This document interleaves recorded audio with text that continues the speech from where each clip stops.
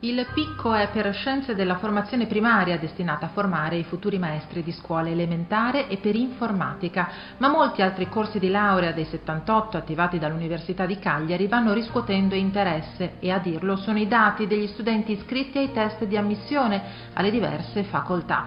Numeri ancora provvisori, ufficializzati solo a test conclusi, quando si conoscerà il totale delle immatricolazioni, ma che parlano di almeno 113 persone in più rispetto allo scorso anno accademico. Il dato interessante di quest'anno è che come neo iscritti ai test facciamo registrare sicuramente un aumento, fanno presagire un incremento degli iscritti o quantomeno un mantenimento, che in un periodo di crisi e di sfiducia totale nel sistema non universitario ma nel sistema globale è un dato molto interessante. Anche l'orientamento ai neodiplomati sembra funzionare, visto che si riduce l'iscrizione a pioggia un po' casuale a più indirizzi di studio. 670 euro l'anno l'ammontare medio della tassa universitaria. A settembre il bando per l'erogazione di 245 borse da 1.500 euro ciascuna, destinate a laureati triennali che si immatricoleranno in uno dei 34 corsi di laurea magistrale dell'Ateneo.